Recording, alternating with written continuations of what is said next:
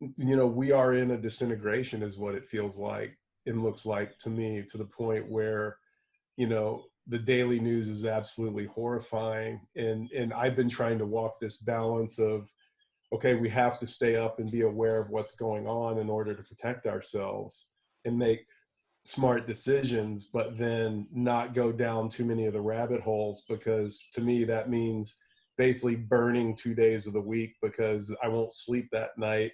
I'll be so full of fear and resentment that I'm going to have a huge emotional hangover the next day and then have to work through that. So now the week's only 5 days instead of 7, and that's been my pattern basically in the last couple of months. So like having to make adjustments of self-care. I'm Dean Walker, and welcome to the Poetry of Predicament podcast, a podcast for people brave enough to face humanity's challenges and problems, and most importantly, our numerous predicaments. The Poetry of Predicament is a podcast meant to inspire us to bring forth grace, beauty, and connection with the web of life in the face of a predicament-laden world. After years of providing the best environmental reporting available, and then writing easily the best book about the topic, what do you do when it all starts to actually come about? And years before any of the projections, what do you do? We find that out with our conversation with environmental reporter Dahr Jamail. Same thing and then, sheltering in place here, gardening like crazy. I just got chicks. You can probably hear them in the background. So I've got a dozen. I've always wanted chickens. It's like, well, time to get chickens, All right. Yeah. The garden's going gangbusters and happy landmate situation here, while watching the collapse happening at warp speed, Yeah. Who would have thunk, and it's also horrific, watching this administration and what they're doing with this. And, it's that crazy balancing act of like, I've got a great life and I'm super lucky and super grateful. Yeah. While literally watching like the end times. Yeah. Is what it feels like. Yeah. Yeah. But I'm healthy. Everyone I know's healthy. And, on most days, I'm just like really grateful for like the very basic, just like what you're talking about, just basic stuff. Yeah. Well, I'm very glad to hear that. That is not a given. So I'm really thrilled that pieces are laying out that way for you. Well, thank you so much for taking time. You heard me guessing at where I thought you might be in these times, and definitely didn't want to assume anything about your availability or even interest in doing yet another in the endless string of interviews. But if you don't mind, I would love to just do a quick next slightly deeper round in checking in, if that would be okay. Absolutely.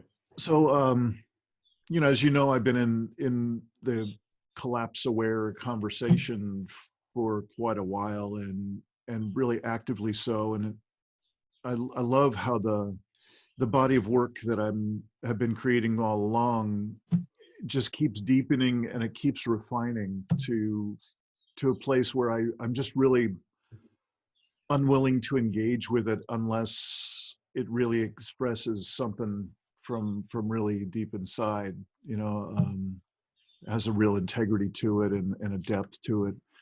And part of that is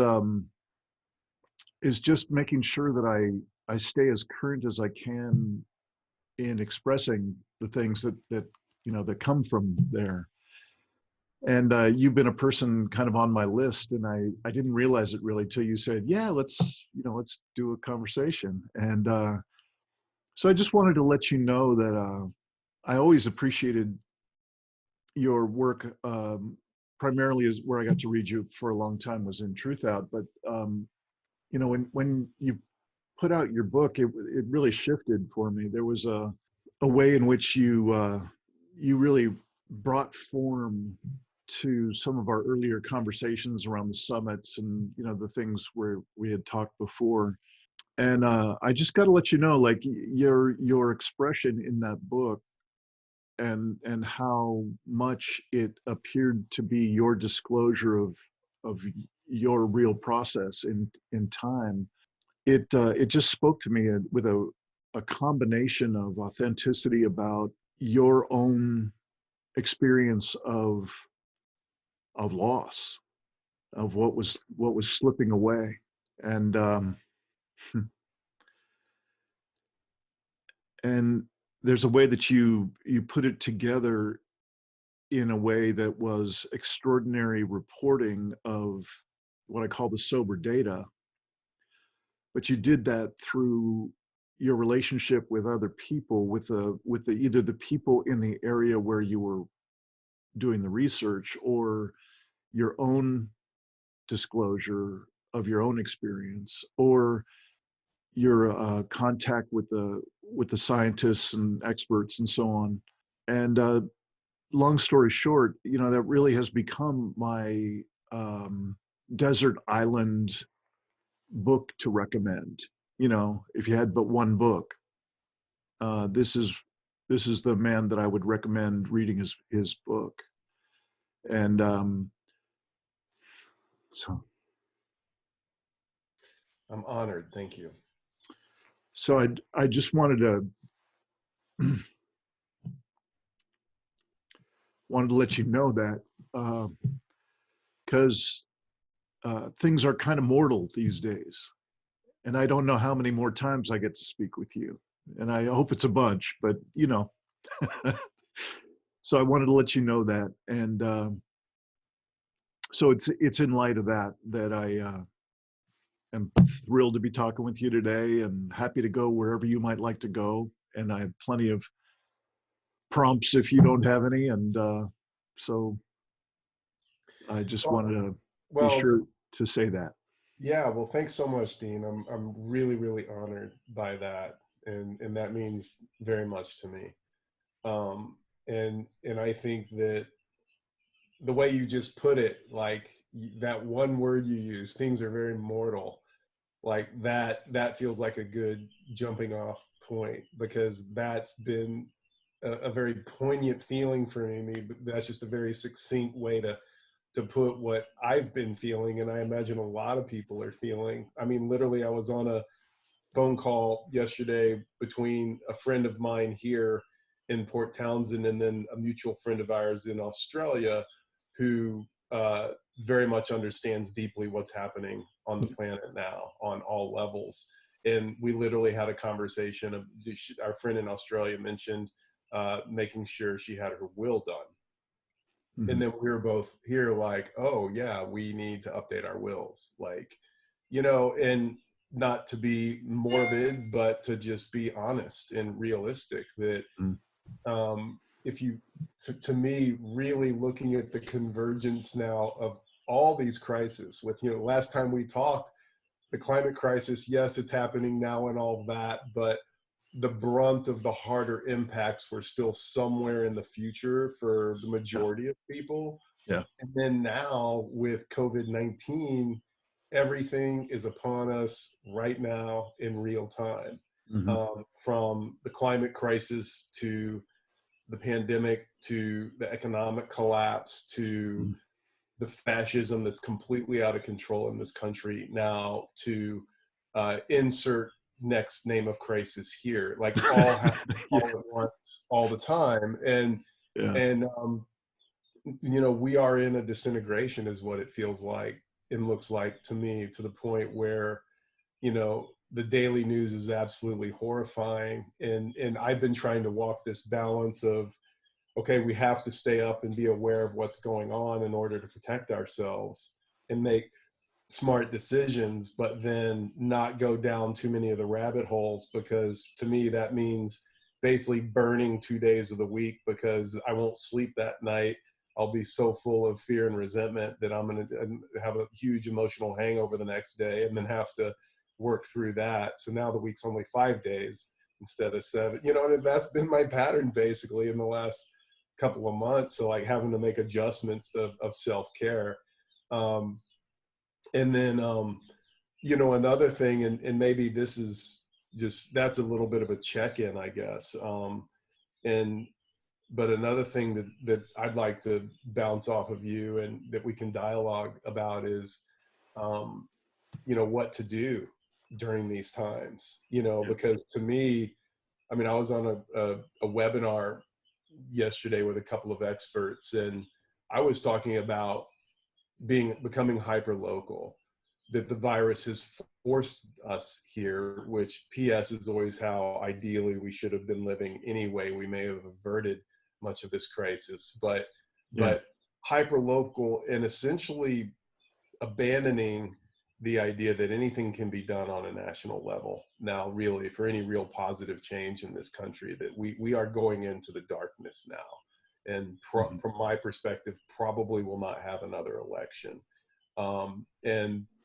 And yet can't mobilize and demonstrate now because the virus is going to be in the middle of the stage for X number of years to come. I mean, I just saw a report by a Pulitzer Prize winning journalist talking about best case scenario is 3 years Mm-hmm. before we would actually have it eradicated from this country, Yeah. best case scenario.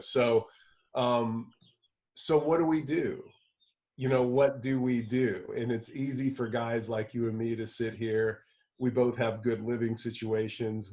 Meaning we have shelter, we're safe, we have food, we have gas in the tanks of our vehicles, that we don't drive much anymore, and we have a few bucks in the bank, like, i.e., we're doing better than most. Right. And we're acutely aware of that privilege and acutely aware of how grateful we are of that. Yet, and you do your work and I do mine. I'm still doing a little bit of writing, freelance articles, and I do have another book project, but that I will start working on in a little bit. But really, nationally, what do we do? What do we do when we see these policies being forced through, where literally they're just trying to exterminate poor people and old people Yeah. and people with disabilities and people that need any kind of social assistance from a government entity, and people of color, and basically anybody that's different from white nationalists is now under overt attack, and oftentimes in a very lethal way, Yeah. immediately. And so what do we do? Like the old ways of organizing and mass protests and trying to force change from like the 60s, 70s, are that's not today's reality. It's not even Yeah. possible. Yeah. So what else do we do? That's a big question that I'm struggling with right now, and I don't really have an answer beyond my immediate hyper local response, which I feel good about, Yeah. and having some very good connecting and stewardship of land and helping neighbors and working with close friends and this kind of thing, and growing food.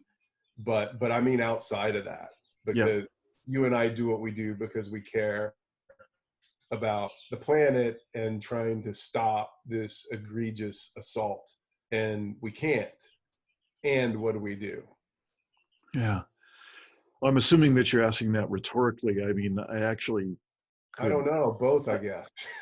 I could respond a bit because that is the nature of this body of work, but I'm with you in terms of the rhetorical side of the question, and it is just jaw dropping, even though I think both you and I have some pretty considerable capacity to sit in the face of any number of large scale stressors and be fairly present. But I notice that I almost on a daily basis have to really stay with my practices and keep expanding my capacity to just hold it, to just be present with it and bear witness to it.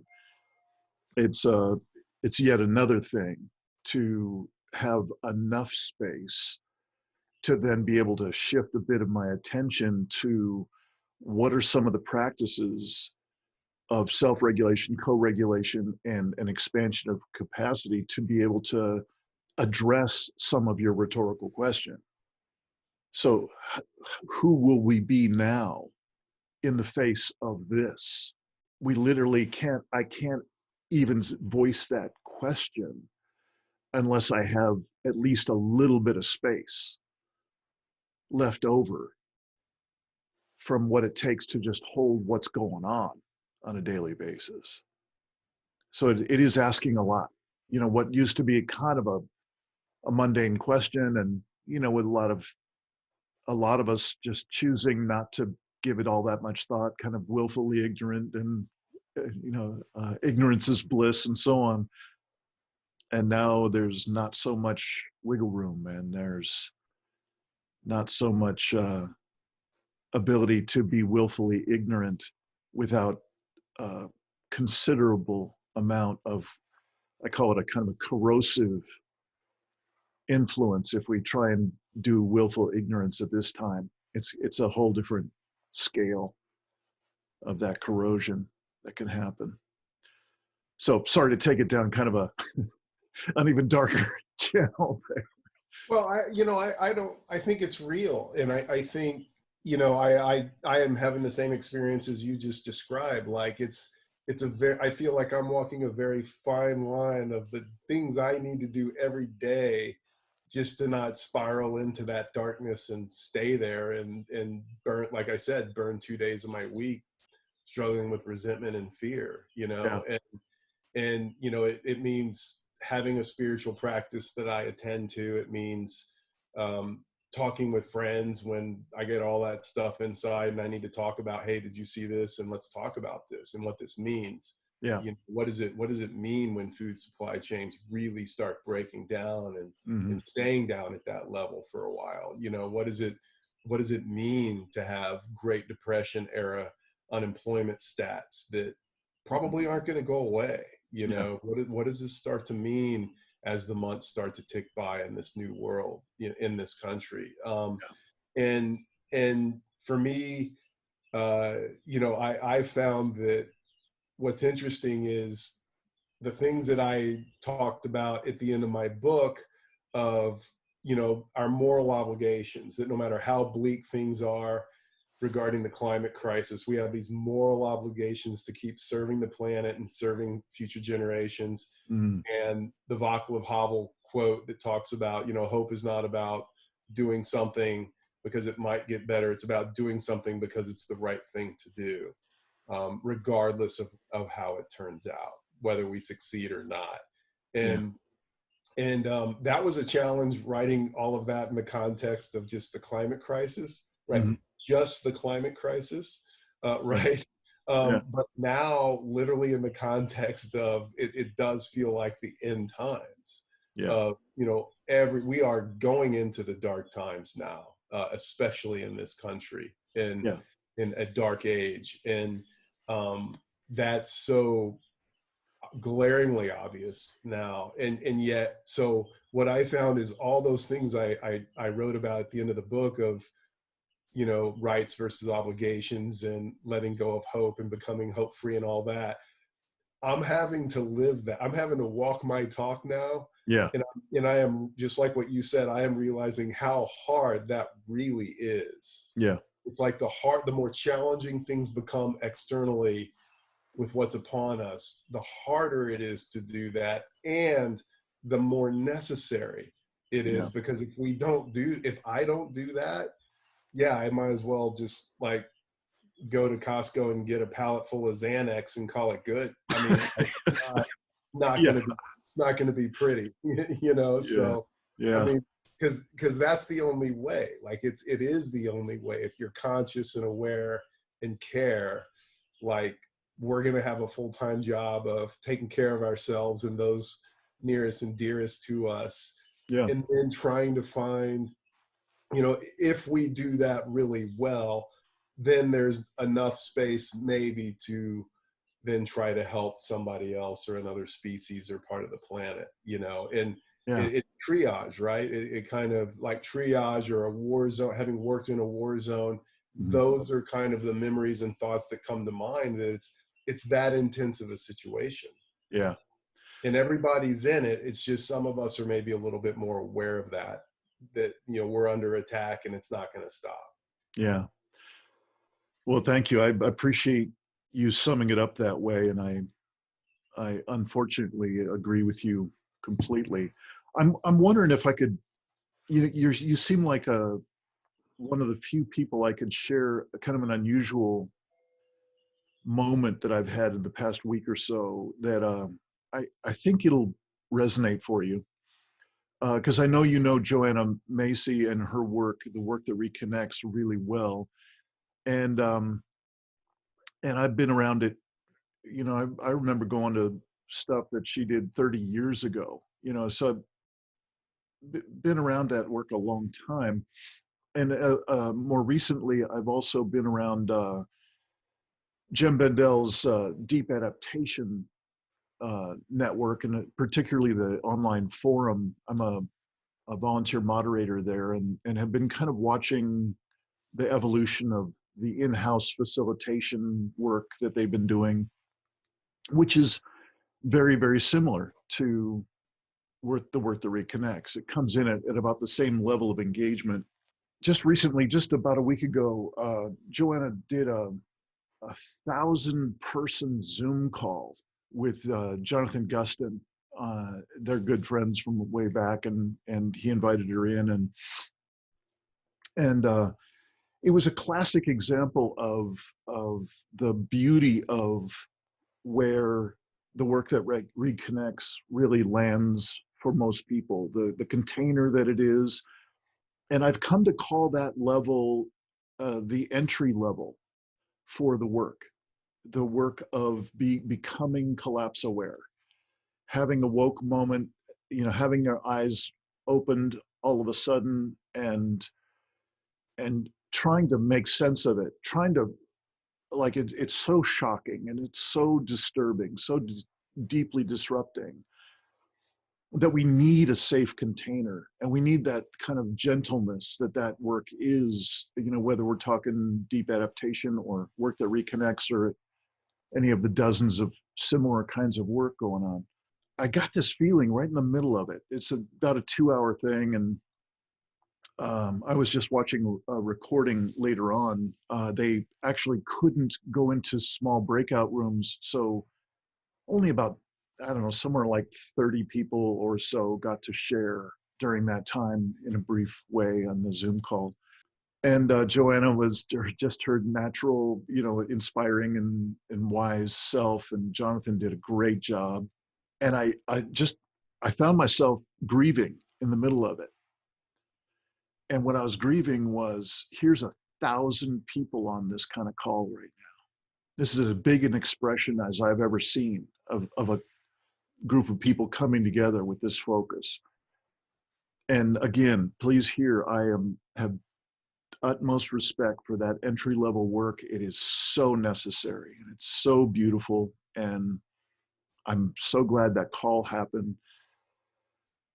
But what was coming through my cracked open heart was, this is about 40 years of this work now, and ain't shit come out of it. This has been the most intensive and accelerated time of the destructive aspects of humanity on this planet. Has it been healing where it has, and supportive where it has, and loving where it has? Absolutely. And there might even have been some fledgling activists that got re-inspired. And so, I don't mean to be just slamming it down. But what I really saw is there needs to be a declaration of some kind of folks who have been around that block a lot, of creating a set of advanced practices, an advanced level of the work. Because there's a passivity that I was left with, and the recommendations that were spoken to those 1,000 people were the same recommendations that I've been hearing for 40 years. And they're actually more discouraging for me to hear now. Like they're hollow and they're paper thin in What, give me terms an of, example of one or two of the recommendations that you allude to. well, we got to, got to get out there and vote. Got to be sure to take care of the people that are near and dear to us, and recommendation, vague recommendations of self-care, like that. And of course, the implication is, it would be good for you to have some spiritual practices, but conversation with 1,000 of your closest friends, you're not going to go into a whole lot of detail.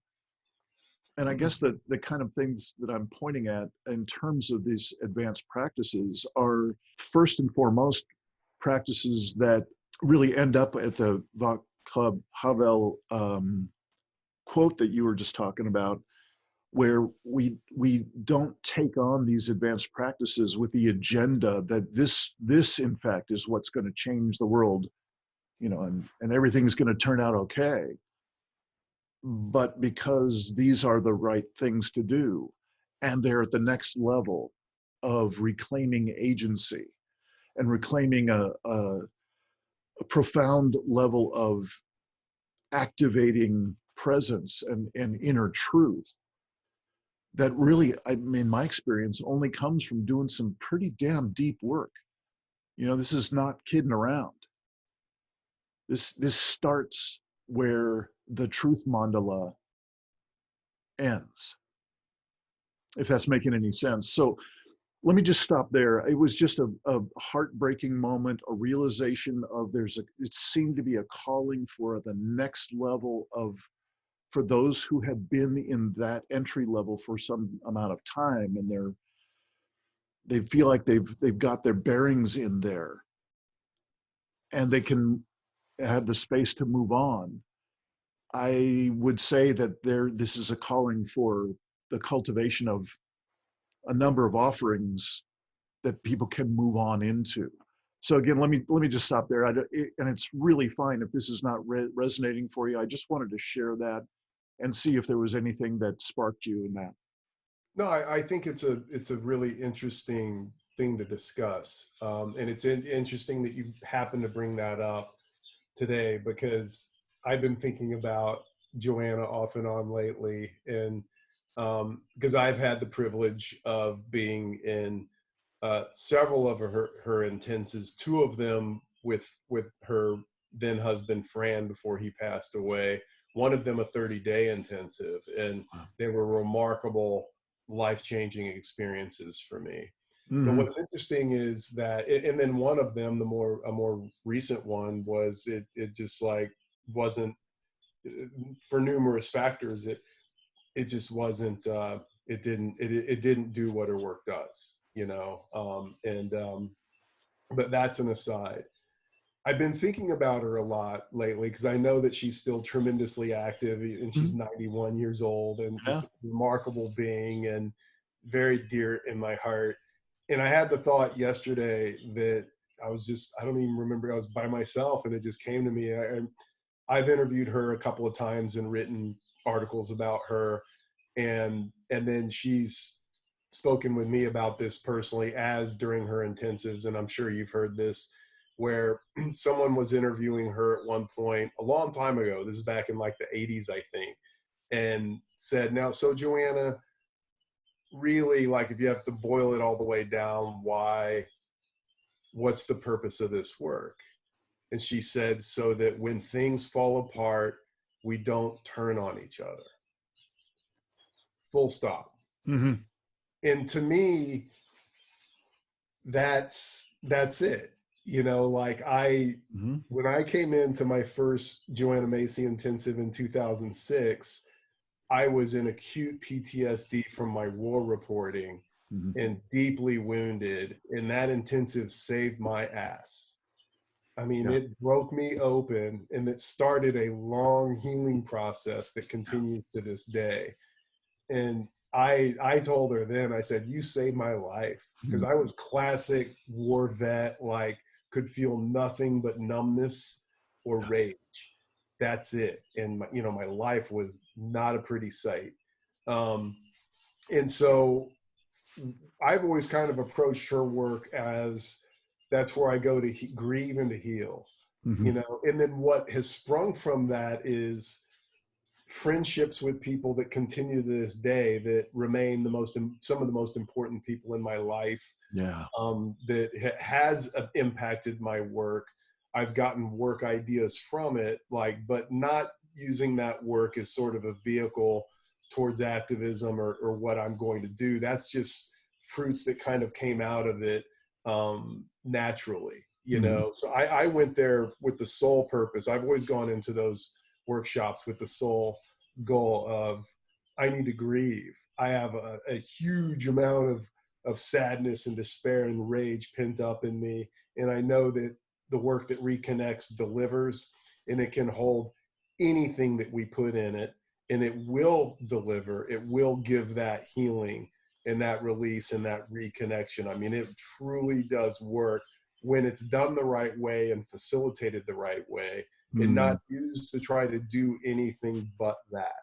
Mm-hmm. And I think, so for me, I think it would be a dangerous thing for me to expect it to do more than originally what it was designed for, which, as you know, was just simply that, Sure. and I Yeah. think there has been some perturbations of the work in recent years of people trying to make it be something that it's not, or do something that it's not designed to do.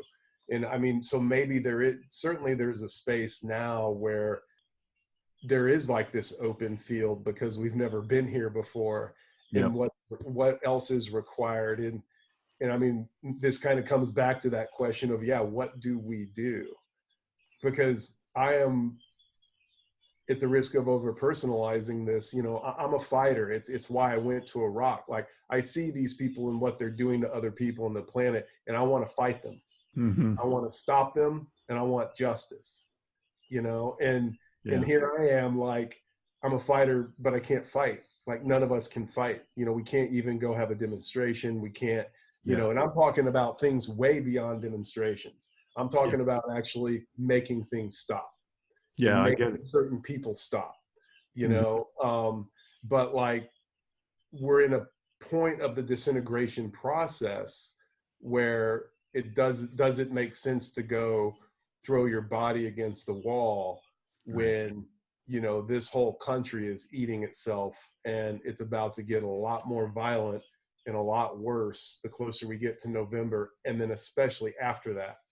Yeah. And so that's my take. And so um in a way, maybe like me bringing that up before and then again now, to kind of bookend what you just said, um it's like where, and it's a rhetorical question, but it's also a straight up question. Like, I don't know what to do, and that's this thing that I carry around with, that I struggle with. And I have another book project that I really believe in, but where the situation's always going to demand more. Yeah. And knowing going into it that we're not going to stop anything, we're really not going to slow it down, and just like trying to find a way to do what each of us do, really living that Vaclav Havel quote, which I'll read. I have it basically right here in front of me anyway, where he says, hope is not the conviction that something will turn out well, but the certainty that something is worth doing, no matter how it turns out. Mm-hmm. So it's finding that certainty of the worth in doing that thing that we do, Right. and getting down, like paring everything else down to that certainty, which I am struggling with, because like, am I sure that like raising chickens and having landmates and growing a garden and writing a book about indigenous wisdom Mm-hmm. that could be used during this time of collapse, am I certain that that's the thing that's worth for me to devote my life to, when Right. there's literally people dying all over the place or starving to death, you know? And I can't say that I'm there today. Yeah. I can't say that I'm there. Yeah. Well, thank you for that. And just for the record, I'm actually not talking about these things that I'm calling advanced practices being a way of kind of equipping folks who want to be active in some way in the world and then going out to change something. Okay. Because I'm pretty clear. I might say it slightly differently than you do, but it's the same point, which is we're already way on the downhill slide. I'm not going to be slowing this boulder down. Yeah. So what I'm talking about is a set of practices, a number of different lineages of, it's spiritual practices, it's personal growth work, it's a number of different ways of speaking about expanding our individual and collective capacity to be present in the face of larger and larger stressors. And that ends up looking any number of different ways. And it really has almost nothing to do with the currently collapsing human and earth systems. So I just wanted to say that because that's not what I'm talking about. And I think your example of what you're grappling with is really looking to find what's at your core. What is your core truth in this moment with regard to these projects that seemed like in one moment or a day ago, a week ago, a year ago, seemed like right at that core. And there's this, what I call liquid state that we end up having to befriend, those of us who have been collapse aware for some time and realize that we're in it now. We are in a liquid state collectively, with most of the world trying to backpedal away from it because it's the thing that we're most terrified of. But I think what's encouraging for folks who have gone through that entry level of practice and moving on toward this advanced practices level is that we start to befriend that uncertainty. We start to lean into that liquid state. So it could be really uncomfortable. I'm just projecting now, so bear with me. So if I'm looking at I wanted to write this book and it seemed so right even a month ago. And right now, as I touch into it, I don't know. It's this liquidity, this malleability, where God, I just want some sort of solidity, some certainty anywhere. And so the practices that you and I were just talking about a little while ago on a daily basis are the ones that allow us some sort of orientation and maybe even some familiarity, and on a really good day, maybe being able to actually surf it a little bit, this liquid state. Is that making sense at all? Is that you're articulating exactly like what I've been trying to come to terms with, I think, with all of this of, that another thing that is ending now is this ability to, have purchase or have things be predictable or to be able to rely on X being there tomorrow. Like that world's over. And so how do you commit to a multi-year book project? And that's one of the things that I grapple with. Like, we know that we need to get this thing done like yesterday, because who knows if there'll even be presses in a distribution network in 2 years, right? Or a year. I mean, there might not even be, food to buy in the stores in 2 weeks. I mean, that's the world that we live in now. And, the odds are that that stuff will be there, at least some semblance of it, but nobody can say anything for sure. anymore. And so, yeah, how do you live when, and it's like war zone mentality. It feels like this is what it was like in Iraq, where Yeah. okay, we need to go get food. Like, will we be able to do that safely? Will we make it back home? Will there be food there? Will we be able to afford it? What kind of food will be there? Will there be electricity when we get back home? Like that kind of mentality. And it's, in a sense, it was easier working in a war zone because, okay, I'm going into the war zone. I've passed the border. Now I'm in the war zone. And, lucky me, I get to leave. Yeah. But now we are all living in this completely unstable, highly volatile, becoming more so by the day. Everything's crashing. I've started to use, instead of using the term collapse, disintegration feels more accurate to me. Where not anybody that thinks they're going to be able to tell you what's going to happen with anything, that's the first sign, right? Don't listen to them. Right. Because the most honest thing is none of us know what the F's going to happen with anything. And on the better days here, one thing I definitely wanted to bring up is that those times when I have found that equilibrium of doing the basic daily things I need to do to, stay centered and take care of myself and do the work that's right in front of me and all of that. When I'm able to do that consistent, I've actually had times where I've had real true joy during this time. There's no planes. There's no running around like a chicken with your head cut off. There's no, like, the system's done, and like really just literally working in the garden with friends or working, I had a moment the other week where we found an old chicken coop and we needed to do some rehab on it and so me and one of my landmates were literally out there. She's holding up a board underneath the egg box and I'm like screwing screws into it. And then there's like this dog on the grass in between us asleep. And it was just like, this is it. That's right.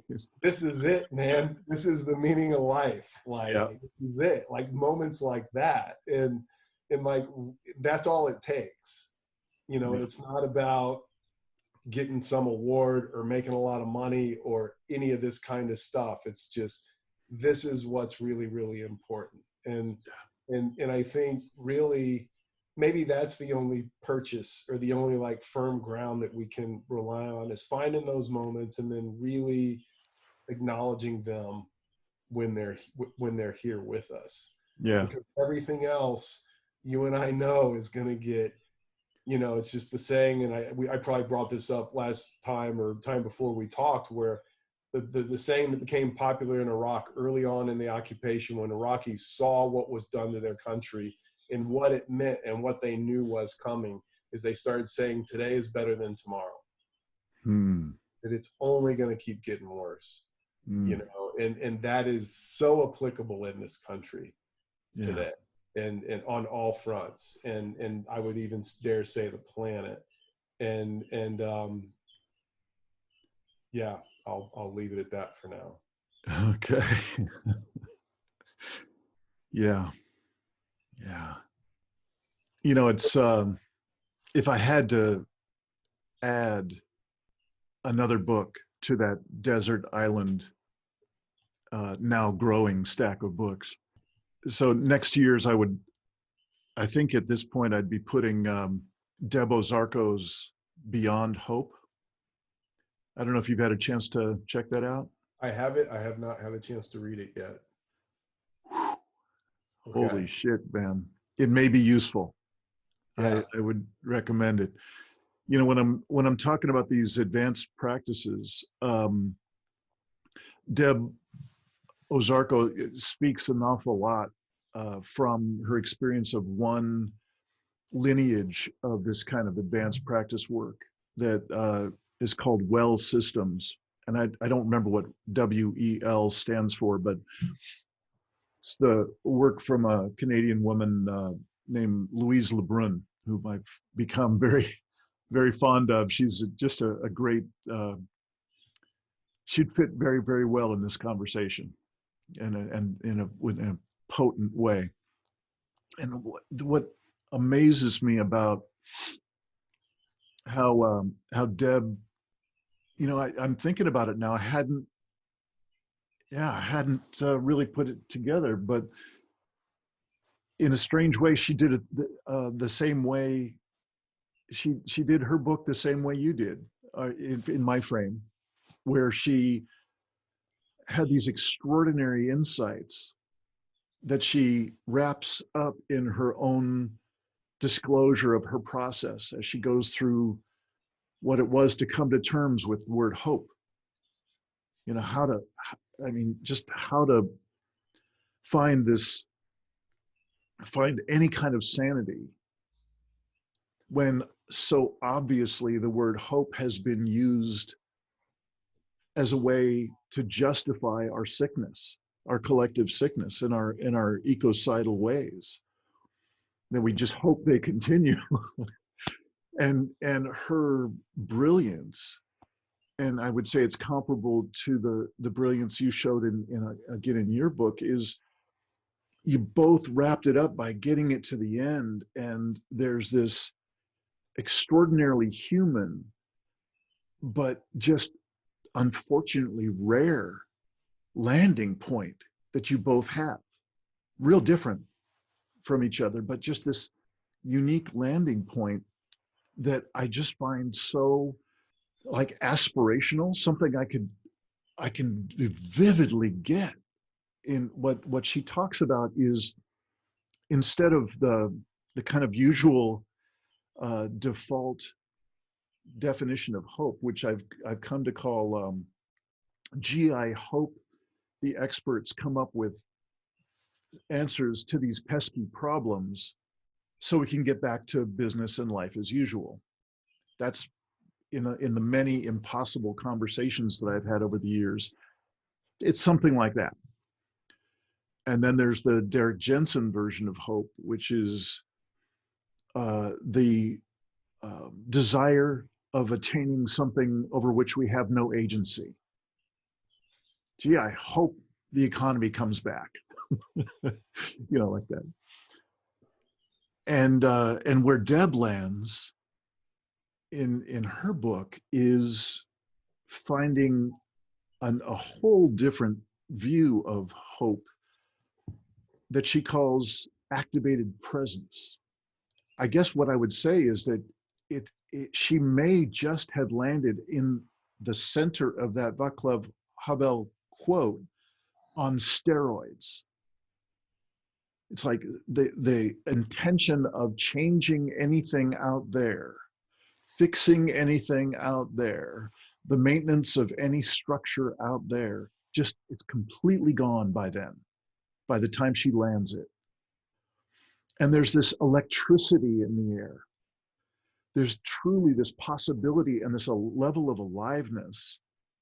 When I first read it, there was a part of me that actually felt kind of reluctant to get as excited as I was feeling in that landing place, because how dare I get excited? How dare I feel alive, like vibrantly alive, out of the landing with her in this book, in this expression, when the world is so fucked up. Is this making any sense at all? Is this?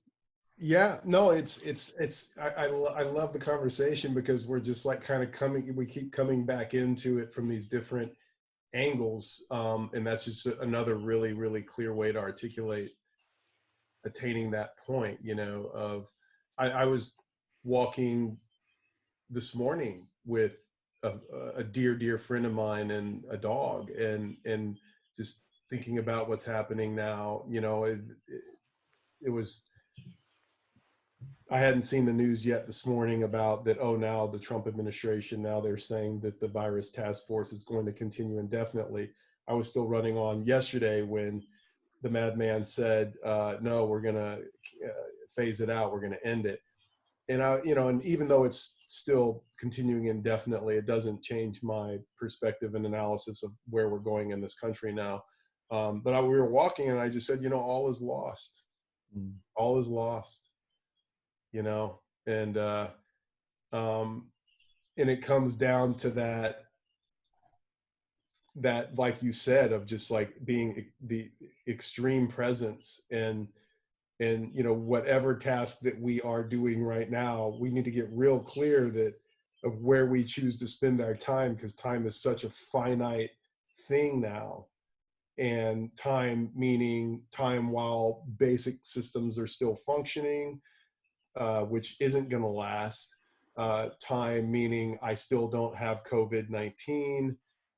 Time, whatever, insert fragility here.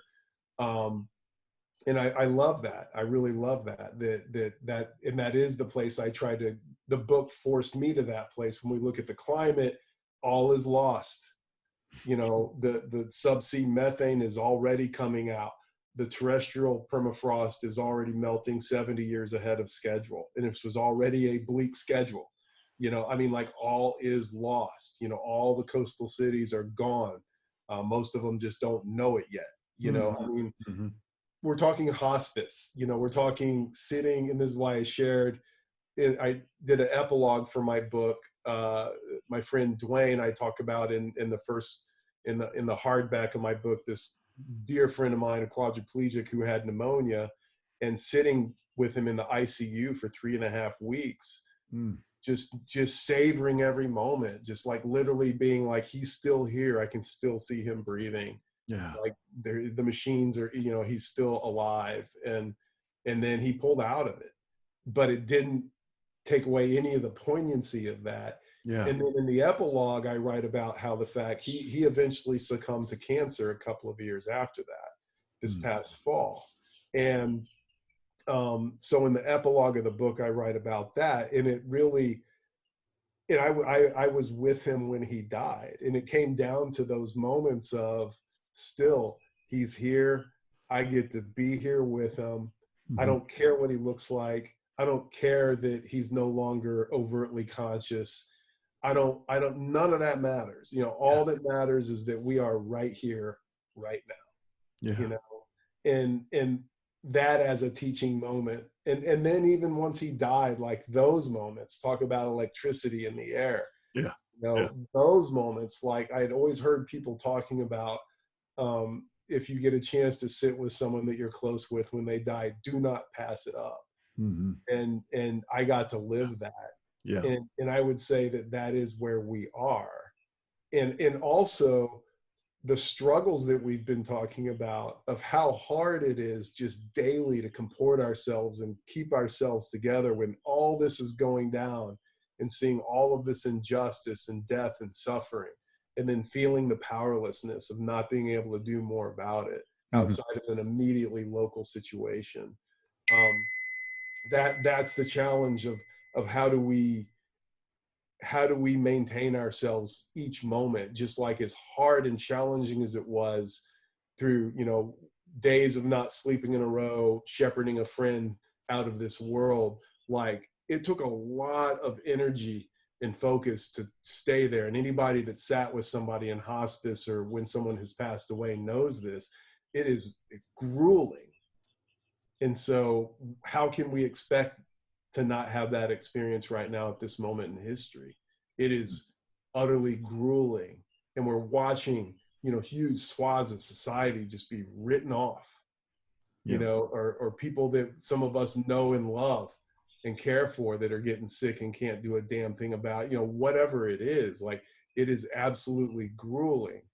And yet then we have these moments like sitting under a chicken coop with a friend and a dog, and just understanding how precious that is. Yeah. Yeah. Yeah, indeed.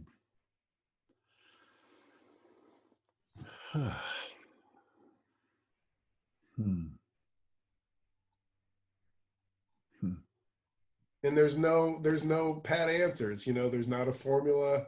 There's not a prescribed action any of us can take, because the reality is we're making this up, each one of us individually, a day at a time. Indeed. And so someone has asked me, are you writing about this? And I said, the only place I'm writing about this is in my personal journal. Because for me to feel like I could write essays, it just doesn't feel appropriate to me to do that. That I feel like this is this is that moment, you know, that each one of us, it's very personal and Yeah. it's really challenging, but it's also loaded with lessons and growth and opportunities to be of service. And I think it's highly individualistic, that to be shared with friends and people that we're really close to. But for Mm. me, like I'm writing about it in my personal journal. Yeah. Um, and that's the only thing that feels appropriate.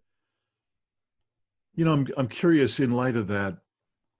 I'm noticing it was really before the coronavirus kicked in, maybe 6 months ago.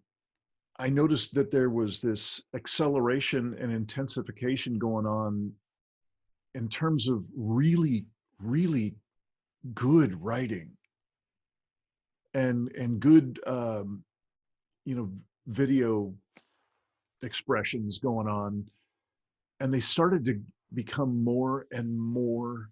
There was just such volume, and then when Corona kicked in, it just went to the next level still. And I'm curious if there's been any, you know, perhaps small handful of particularly inspiring art, writing, sculpture, music that's particularly moved you or impressed you in these past few months. Yeah, I have, in general, I can definitely say that art has become more important than ever. So Mm. really, really good movies, um, um, poetry in particular, and music. Um, and I've been reading a lot of Wendell Berry.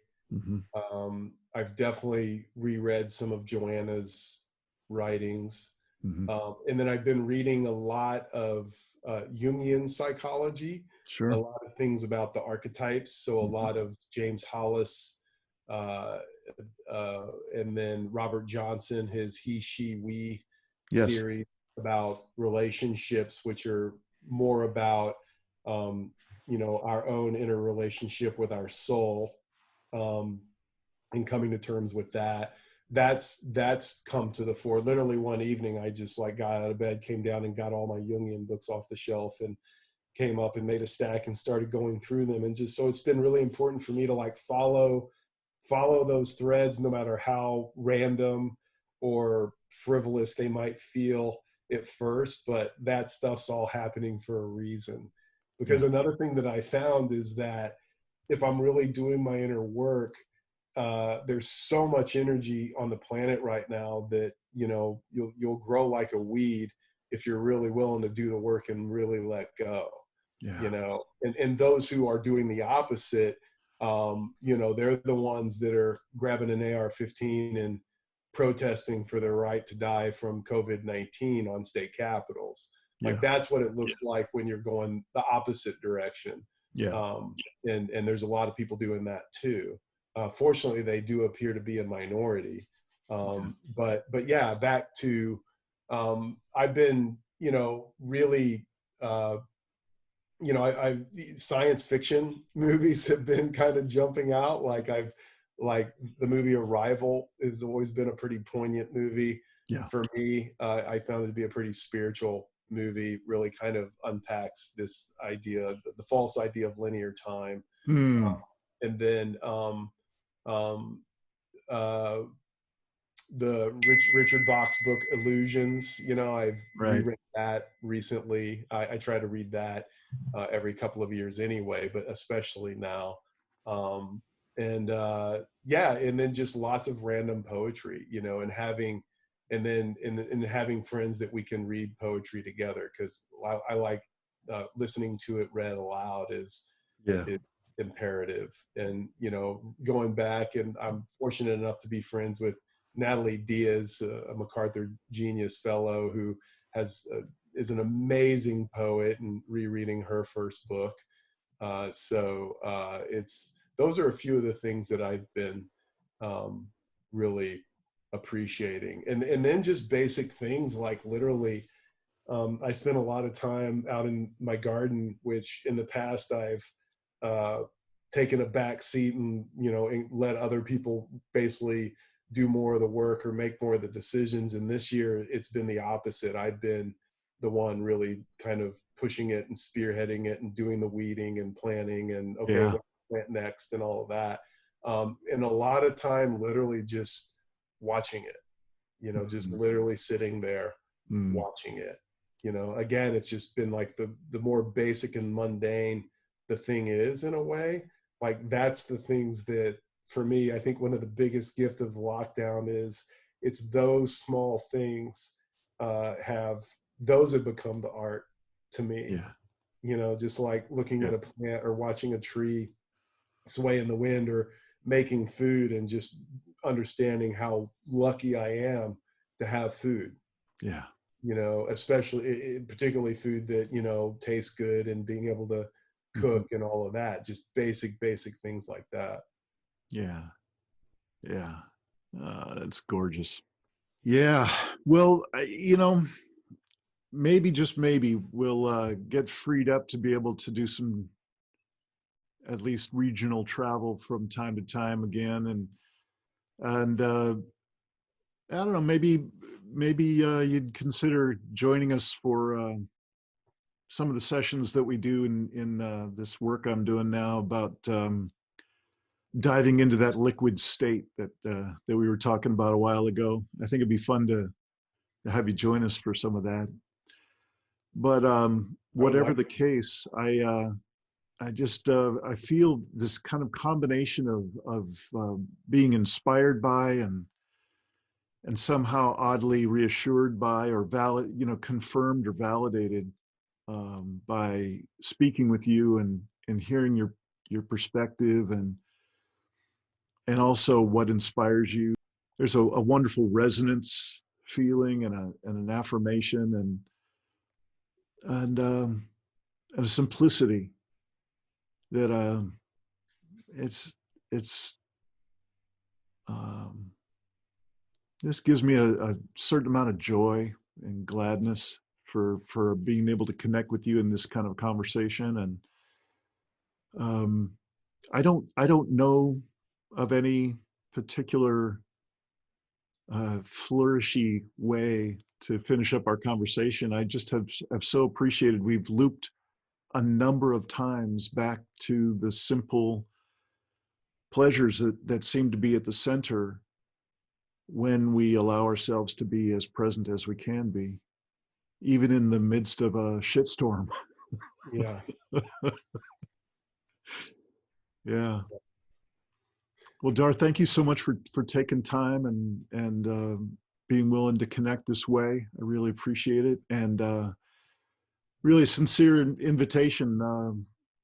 This work of exploring advanced practices with folks from around the world is also kind of deeply gratifying and nourishing. So know that it's always an open invitation.